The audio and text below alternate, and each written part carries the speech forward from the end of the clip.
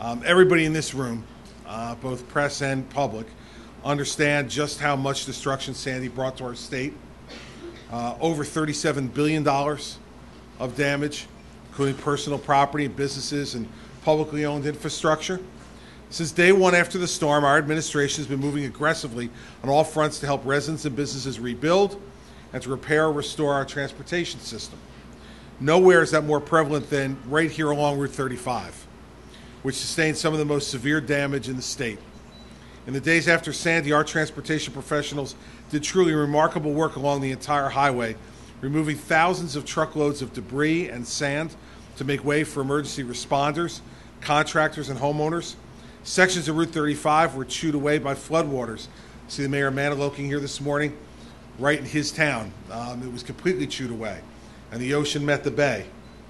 The storm surge tore in a new peninsula, washing away the houses, washing away the road, and the scope of the damage that was left us with a choice that mirrors that of so many of our residents and businesses.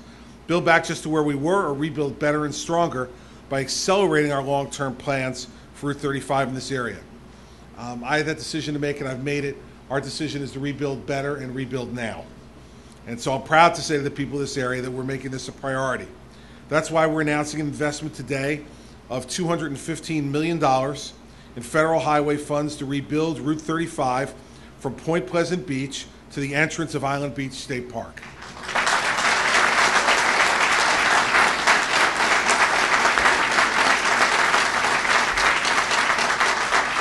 Now, as all of you know who travel up and down here, as do me and Mary Pat, that's 12 and a half miles of road, which sometimes seems like 40 and a half miles of road when you're driving here in the summer.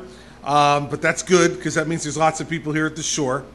DOT will be advertising the first of 3 contracts next month with shovels in the ground early this summer, and the entire project to be completed by the summer of 2015. If you're wondering why the project is going to take a few years, let's be clear. This is not just a resurfacing job. What we're going to do here is to get under to the entire driving surface and the drainage system that was destroyed underneath the roadway. The project will involve work by utility companies and DOT contractors. New pipes will be installed underground, including a new underground stormwater drainage system, and then contractors will replace the concrete road with a thick, stable stone base topped with asphalt, making it more strong and more resilient than the road that was here before. That's part of what we're trying to do in the aftermath of this tragedy, is not to just build back to where we were, but to build back better and to use the federal funds that we're getting from the Congress to make sure that we make our infrastructure better here in this state to sustain future attacks by storms if they come. And this new roadway will be better and more durable in every way. Commissioner Simpson has assured me that NJDOT will work closely with all the local officials here to minimize the inconveniences that go along with a project of this magnitude. Another reason why we're doing it in stages.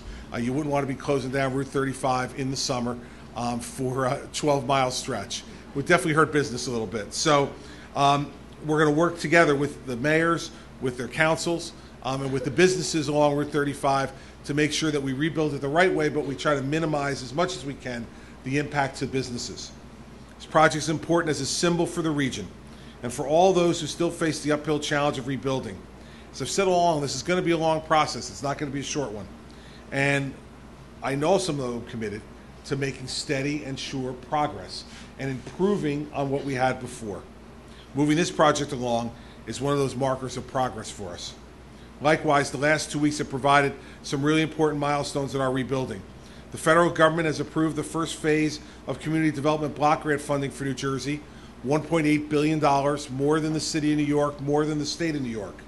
And our goal for the first slice of this funding is to use it predominantly for 2 grant programs. First, a homeowner grant program designed to assist homeowners with the gap costs they face between their insurance claims and their rebuilding costs.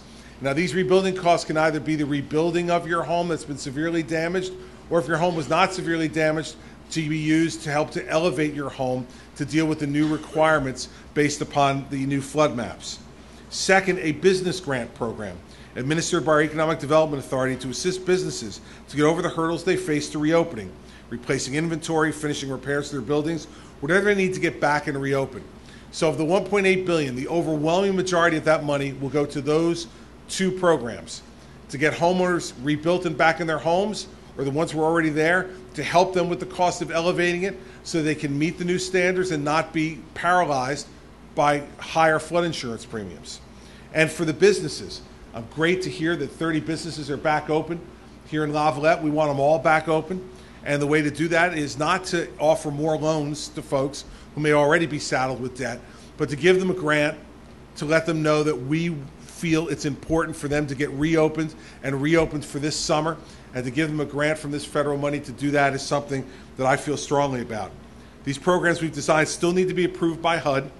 We expect this could take several weeks, but we're moving aggressively to get these federal relief dollars moving to homeowners and businesses as quickly as possible. I was on the phone just yesterday with the Secretary of HUD reviewing these things with him, and we hope to get some decisions soon.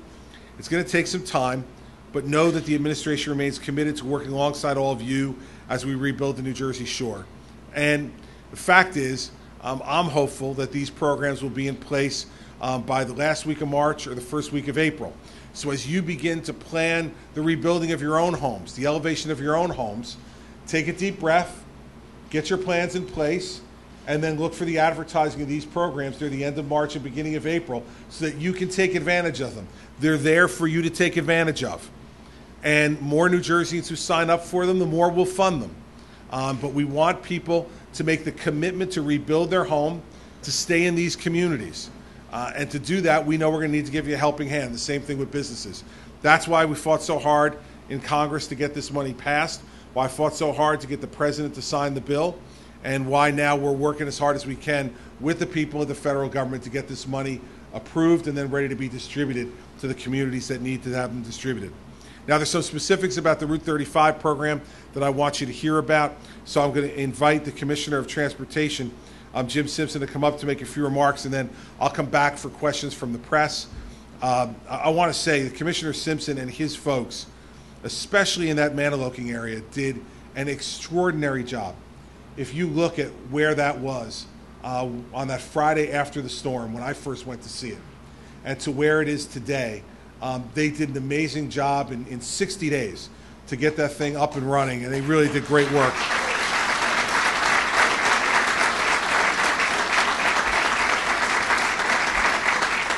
And that's a real tribute to his leadership of the Department of Transportation and to the men and women who work for him and our private sector partners who all said, let's put everything else aside. We've got to be able to get emergency responders. We've got to be able to get contractors and people to clean up this entire barrier island through that area. And to do that, we had to make sure we fixed Route 35, at least temporarily first. Now he's going to talk to you about how we permanently fix it to make it better and stronger for future generations to enjoy this great area of the shore. So let me introduce Commissioner Simpson, and I'll come back for questions. Commissioner? Governor, thank you, ladies and gentlemen. Thank you, Governor. And thank you, other elected officials, public servants, and guests joining us today for this major announcement. As you heard from the Governor, the New Jersey DOT plans to carry out this project in an expedited manner to limit the duration of construction-related inconvenience. Before Sandy, we had plans to do this project. We were going to do it over 6 years. Because of traffic and other concerns, we're getting this project done. The Governor says, I want it done by the summer of 15. You know how the Governor is. I will get it done. It will be done by... Normally, the DOT avoids construction activity at New Jersey's vacation and tourism destinations and the shore during the summer months, but we can't this time. But this summer will be characterized, it's a little bit different this year, by a mixture of vacationers as well as construction activity to homeowners, businesses, and the DOT with this total reconstruction. We will be awarding 3 construction contracts to carry out this project. As the Governor said, it's $215 million in its totality. The first contract we award will involve work on the northern end of the project limits in Bayhead and Mantoloking. By the summer of when 2014 arrives in the summer, we hope to have substantially completed work there and will have advanced the reconstruction work to points south of Mantoloking where Route 35 is generally a divided highway of 2 lanes in each direction. This configuration presents great opportunities for us to accommodate at least 1 lane in each direction at all times. You will always have, for this entire project, you will always have 1 lane in each direction. We will work with elected officials, the local police, and anyone else that would like to work with us to obtain their input as we try to limit the inconvenience during this work. There will be some inconvenience, but it's all for progress in the future. As the Governor stated, our goal is to substantially complete the project before the start of the 2015 summer season.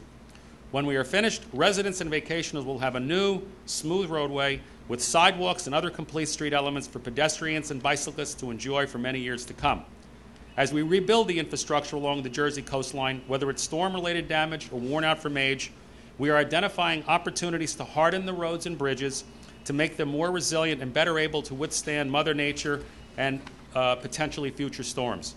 Along 35, we will be rebuilding pump stations to work in tandem with the new drainage system that is part of the project.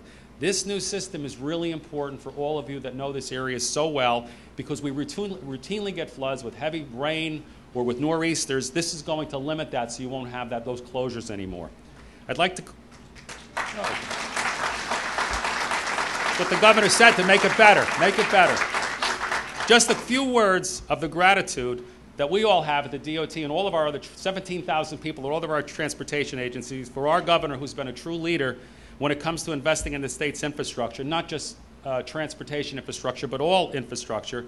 But in transportation, the evidence of the governor's commitment to safety and mobility can best be seen up and down the Jersey Shore, from Monmouth all the way down to Cape May. We're spending billions of dollars here. Now, some of it is coincidental, has nothing to do with Sandy, but it's good that we see all this progress going to the 21st century. I'll just give you a few. You all know that if you go down to Cape May, you've got 3 traffic lights, 9, 10, and 11. On a parkway, you don't expect to see traffic lights. This is like from the horse and buggy days. Governor said get rid of them. This has been on the books for 7 years. Do it now. We broke ground in December. We broke ground with the Turnpike Authority to do that. We just completed a $400 million bridge to go over into Ocean City, New Jersey, with bike lanes and fishing piers. It's done. The upcoming, we're starting a new we broke ground the other day. We're doing a new bridge, excuse me, on the Mantoloking Causeway to connect Long Beach Island. It's a new bridge, and then the reconstruction of the existing bridge to double the capacity, and people can now walk safely and bike over that bridge if you care to do so. Right now, as we speak, the Governor's Recovery Office and our folks at the DOT are working with FEMA about a project to rehabilitate Route 37 bridge that you all know between Toms River and Seaside Heights in Ocean County. And then I know many of you take the Parkway and you face sometimes delays, but the Parkway is getting better, and unfortunately we do have to remove some trees to expand because it's necessary. But we've got an ongoing, just in this area alone, $900 million Parkway widening project that is adding a lane in each direction from Atlantic City to Toms River and rebuilding the Bass and Mullica River new bridges. Plus we've got widenings going on at the Atlantic City Expressway. And last but not least, we've got a $300 million safety project to restore full-width lanes and shoulders and replacing bridges from mile markers 83 to 100 in Toms River and Wall Townships. That project started in December 2012. I think it goes to show you that this state spends over, with the Turnpike and the Parkway and transit and everything else, we're spending over $5 billion a year to make it better for everybody in this state. Thank you.